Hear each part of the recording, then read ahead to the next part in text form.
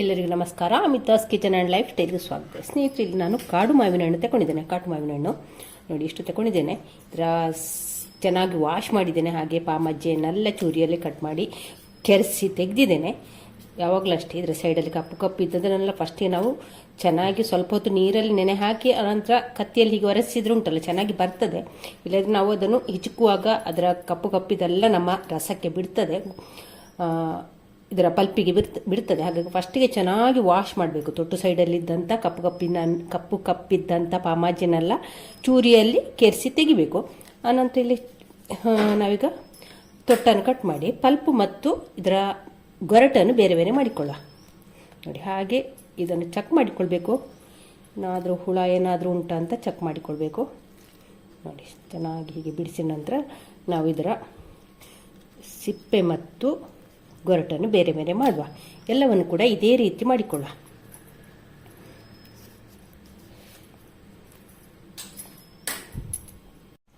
ಈಗ ಮಾವಿನಕಾಯಿಯ ಸಿಪ್ಪೆ ಮತ್ತು ಗೊರಟನ್ನು ಬೇರೆ ಬೇರೆ ಮಾಡಿಕೊಂಡಾಯಿತು. ಇವಾಗ ಇದರಿಂದ ಸಿಪ್ಪೆಯಿಂದ ರಸವನ್ನೆಲ್ಲ ತಗೊಳ್ಳುವ. ಒಂದು ಅರ್ಧ ಗ್ಲಾಸಿನಷ್ಟು ನೀರು ಹಾಕಿದ್ದೇನೆ. ನೀರು ಹಾಕಿ ಒಮ್ಮೆ ಚೆನ್ನಾಗಿ ಇದನ್ನು ಹಿಜುಕಿ ನೋಡಿ. ಸಿಪ್ಪೆಯಲ್ಲಿದ್ದಂಥ ಪಲ್ಪನ್ನೆಲ್ಲ ತಗೊಳ್ಳುವ. ಚೆನ್ನಾಗಿ ಹಿಜುಕಿದ್ರೆ ಚೆನ್ನಾಗಿ ಸಿಪ್ಪೆಯಿಂದ ಪಲ್ಪು ಬಿಡ್ತದೆ. ಹಾಗೆ ಇದನ್ನು ಚೆನ್ನಾಗಿ ಹಿಜುಕಿ ಇದರ ರಸವನ್ನು ತೆಗೆಯುವ. ಇಲ್ಲಿ ನೋಡಿ, ಮಾವಿನ ಹಣ್ಣಿನ ಸಿಪ್ಪೆಯಿಂದ ರಸವನ್ನೆಲ್ಲ ತೆಗೆದಿಟ್ಕೊಂಡಿದ್ದೇನೆ. ಇವಾಗ ಈ ಮಾವಿನ ಹಣ್ಣನ್ನೆಲ್ಲ ಸ್ವಲ್ಪ ಹಿಜುಕುವ. ಒಂದು ಸ್ವಲ್ಪ ಪಿಚಿ ಮಾಡುವ. ಇದನ್ನು ಸ್ವಲ್ಪ ಕೈಯಲ್ಲೆಲ್ಲ ಸ್ವಲ್ಪ ಹೀಗೆ ಮಾಡುವ. ಸ್ನೇಹಿತರೆ, ಇವತ್ತು ನಾನು ಮಾಡುವ ರೆಸಿಪಿ ಏನಂದರೆ ಕೊಂಕಣಿ ಸ್ಟೈಲಿನ ರೆಸಿಪಿ. ಅಂಬೆ ಉಪ್ಕರಿ ಅಂತ ಹೇಳ್ತಾರೆ. ಅದನ್ನು ಇವತ್ತು ನಾನು ಮಾಡಿ ತೋರಿಸ್ತಾ ಇದ್ದೇನೆ ನಿಮಗೆ ನೋಡಿ. ತುಂಬ ಅದ್ಭುತವಾದ ಒಂದು ರೆಸಿಪಿ. ರೈಸಿಗೆಲ್ಲ ಭಾರಿ ಒಳ್ಳೆಯದಾಗ್ತದೆ. ನೀವು ಕೂಡ ಒಂದ್ಸಲ ಟ್ರೈ ಮಾಡಿ. ಅಂದರೆ ಈಗ ಮಾವಿನ ಹಣ್ಣಿನ ಸೀಸನ್ ಅಲ್ಲ, ಹಾಗಾಗಿ ಕಾಡು ಮಾವಿನ ಹಣ್ಣು ಸಿಕ್ಕಿದ್ರೆ ಉಂಟಲ್ಲ ಭಾರಿ ಒಳ್ಳೆಯದಾಗ್ತದೆ. ಆಯಿತಾ, ನೀವು ಕೂಡ ಒಂದ್ಸಲ ಟ್ರೈ ಮಾಡಿ. ಆಯಿತಾ ನೋಡಿ, ಎಲ್ಲ ಸ್ವಲ್ಪ ಹೀಗೆ ಪಿಚಿ ಮಾಡಿ ಆಯಿತು ನೋಡಿ. ಸ್ವಲ್ಪ ಮಾಂಸಲ್ಲಿದ್ದ ಮಾವಿನ ಹಣ್ಣು ಆದರೆ ಉಂಟಲ್ಲ ತುಂಬ ಒಳ್ಳೆಯದಾಗ್ತದೆ. ಮಾವಿನ ಹಣ್ಣಿನಲ್ಲಿ ಕೂಡ ತುಂಬ ವೆರೈಟಿ ಉಂಟು.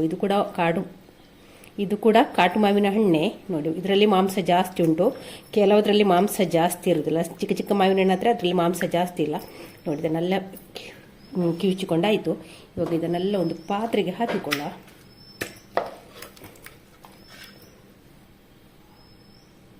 ಇವಾಗ ಇದಕ್ಕೆ ಮಾವಿನ ಹಣ್ಣಿನ ರಸವನ್ನು ಇದಕ್ಕೆ ಹಾಕಿಕೊಳ್ಳ. ರಸವನ್ನೆಲ್ಲ ಹಾಕಿ ಆಯಿತು. ಇಲ್ಲೊಂದು 4 ಕಾಯಿ ಮೆಣಸು ತಗೊಂಡಿದ್ದೇನೆ. ಸ್ವಲ್ಪ ಖಾರ ಇದ್ದ ಮೆಣಸಿದ್ರೆ ಒಳ್ಳೆಯದಾಗ್ತದೆ. ಈಗ ಉದ್ದಕ್ಕೆ ಸೀಳಿ ಮಧ್ಯದಿಂದ ಕಟ್ ಮಾಡಿ ಹಾಕು. ಇದೊಂದು ಸ್ವಲ್ಪ ಉದ್ದ ಜಾಸ್ತಿ ಉಂಟಲ್ಲ. ನಿಮ್ಮಲ್ಲಿ ಗಾಂಧಾರಿ ಮೆಣಸು ಇದ್ದರೆ ಗಾಂಧಾರಿ ಮೆಣಸನ್ನು ಹಾಕಿ. ತುಂಬಾ ಟೇಸ್ಟ್ ಅಂತೂ ಸಿಕ್ಕಾಪಟ್ಟೆ ಇರ್ತದೆ. ಹಾಗೆ ಇಲ್ಲಿ ನಾನು 3 ಕಾಯಿ ಮೆಣಸು ಹಾಕ್ತಿದ್ದೇನೆ. ಒಂದು ಸ್ವಲ್ಪ ದೊಡ್ಡ ಸೈಜ್ ಇದು. ಹಾಗೆ ಖಾರ ಕೂಡ ಜಾಸ್ತಿ ಉಂಟು. ಖಾರದ ಮೆಣಸನ್ನೇ ತಗೊಳ್ಳಿ. 3 ಮೆಣಸು ಹಾಕಿದ್ದೇನೆ. ಈಗ ರುಚಿಗಾಗುವಷ್ಟು ಉಪ್ಪು, ಒಂದು ತುಂಡು ಬೆಲ್ಲ ಕೂಡ ಹಾಕಿದ್ದೇನೆ.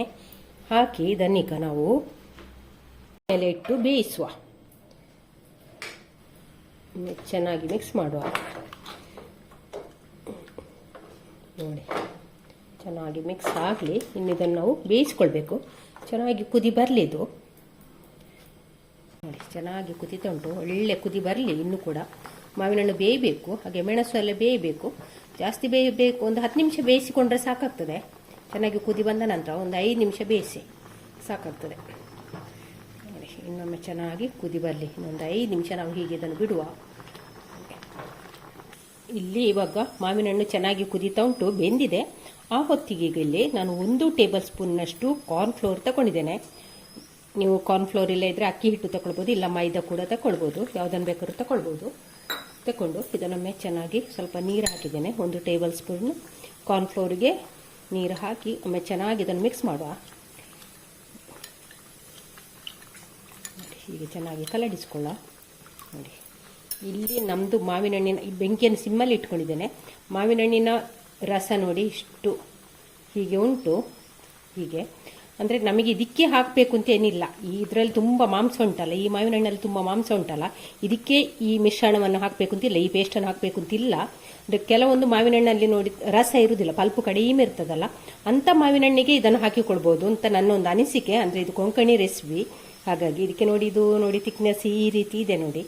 ಅಂದರೆ ಇದು ಹಾಕುವ ಉದ್ದೇಶ ಅಂದರೆ ಹಣ್ಣಿನ ರಸ ಸ್ವಲ್ಪ ಥಿಕ್ನೆಸ್ ಬರಲಿ ಅಂತ ಎನ್ನುವ ಉದ್ದೇಶಕ್ಕೆ ಈ ಪೇಸ್ಟನ್ನು ಹಾಕ್ಬೋದೇನೋ ಹಾಗೆ ಅನಿಸ್ತದೆ ನನಗೆ. ಹಾಗೆ ನಾನು ಕೂಡ ಇದನ್ನು ಹಾಕ್ತೇನೆ ನೋಡಿ. ಸ್ವಲ್ಪ ಹಾಕಿ ಒಮ್ಮೆ ಚೆನ್ನಾಗಿ ಮಿಕ್ಸ್ ಮಾಡುವ. ಹಾಕಿದ ತಕ್ಷಣ ಚೆನ್ನಾಗಿ ಇದನ್ನು ಕಲಡಿಸ್ಕೊಳ್ಬೇಕು ನೋಡಿ. ಹಾಕಿದ ತಕ್ಷಣ ನೋಡಿ ಇಲ್ಲಿ ನಮ್ಮ ಗ್ರೇವಿ ನೋಡಿ ಈ ರೀತಿ ಬಂದಿದೆ ನೋಡಿ. ಹೀಗೆ ನೋಡಿ ದಪ್ಪಾಗಿದೆ ನೋಡಿ. ಹಾಗೆ ಹಾಕಿ ಒಮ್ಮೆ ಚೆನ್ನಾಗಿ ಮಿಕ್ಸ್ ಮಾಡುವ.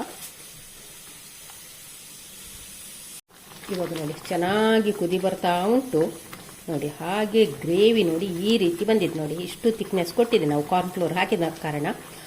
ಅಕ್ಕಿ ಹಿಟ್ಟನ್ನು ಕೂಡ ಹಾಕಿಕೊಳ್ಬೋದು, ಇಲ್ಲ ಮೈದಾವನ್ನು ಕೂಡ ಹಾಕಿಕೊಳ್ಬೋದು. ಅಷ್ಟೊಂದು ಸೊಗಸಾದ ಅದ್ಭುತವಾದ ಒಂದು ರೆಸಿಪಿ ಅಂತಲೇ ಹೇಳ್ಬೋದು. ಇಷ್ಟು ಟೇಸ್ಟ್ ಬರ್ತದೆ ಅಂತಲೇ ನಾನು ಅಂದುಕೊಳ್ಳಿಲ್ಲ. ಅಷ್ಟು ಅದ್ಭುತವಾಗಿ ಬಂದಿದೆ. ಏನು ಸಿಂಪಲ್ ರೆಸಿಪಿ ನೋಡಿ. ಎಂತ ಕೂಡ ಇದಕ್ಕೆ ನಾವು ಖರ್ಚು ಮಾಡಲಿಲ್ಲ ನೋಡಿ ಅಲ್ವಾ. ನೀವು ಕೂಡ ಒಂದ್ಸಲಿ ಟ್ರೈ ಮಾಡಲೇಬೇಕಾದಂಥ ರೆಸಿಪಿ. ಹಾಗೆ ನಿಮ್ಮ ಅಭಿಪ್ರಾಯವನ್ನು ನನಗೆ ಕಮೆಂಟಲ್ಲಿ ಹಾಕಿ ನೋಡಿ. ಮಾವಿನ ಹಣ್ಣಿನ ಸೀಸನ್ ಅಲ್ಲ, ನೀವು ಕೂಡ ಮಾಡಬೇಕು.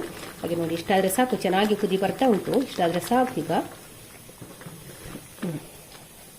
ಇಷ್ಟಾದರೆ ಸಾಕು. ಸ್ಟವ್ ಆಫ್ ಮಾಡ್ತಾ ಇದ್ದೇನೆ. ಟೇಸ್ಟ್ ನೋಡಿಕೊಳ್ಳಿ. ಇದರ ಉಪ್ಪು ಸ್ವೀಟ್ ಖಾರ ಎಲ್ಲ ಹೇಗೆ ಉಂಟು ಅಂತ ನೋಡಿಕೊಳ್ಳಿ. ಹಾಗೆ ನಾನೊಂದು ಸ್ವಲ್ಪ ಉಪ್ಪು ಮತ್ತು ಬೆಲ್ಲ ಕಡಿಮೆ ಆಗಿತ್ತು ಹಾಕಿದ್ದೇನೆ. ಹಾಗೆ ಈಗ ಸ್ಟವ್ ಆಫ್ ಮಾಡಿಕೊಳ್ಳುವ. ಇಲ್ಲಿ ಒಗ್ಗರಣೆ ಸೌಟಿಗೆ 1 ಸ್ಪೂನ್ನಷ್ಟು ತೆಂಗಿನೆಣ್ಣೆ ಹಾಕಿ ಸ್ಟವ್ ಮೇಲೆ ಕಾಯಲಿಕ್ಕೆ ಇಟ್ಟಿದ್ದೇನೆ. ಅದಕ್ಕೆ ಈಗ ಸಾಸಿವೆ ಹಾಕಿಕೊಳ್ಳೋ. 1 ಟೀ ಸ್ಪೂನಷ್ಟು ಸಾಸಿವೆ ಹಾಕಿದ್ದೇನೆ. ಸಾಸಿವೆ ಚಟಪಟ ಅಂತ ಹೇಳಬೇಕು. ಸಾಸಿವೆ ಚಟಪಟ ಅಂತ ಹೇಳ್ತಾ ಉಂಟು. ಒಂದು ಸ್ವಲ್ಪ ಇಂಗಿನ ಪೌಡರನ್ನು ಹಾಕಿಕೊಳ್ಳೋ. ಹಾಗೆ ಕಟ್ ಮಾಡಿದಂಥ 1 ಮೆಣಸು, ಒಣ ಮೆಣಸು, ಹಾಗೆ ಬೇವು ಸೊಪ್ಪು ಹಾಕಿ ಒಮ್ಮೆ ಇದನ್ನು ಮಗುಚು.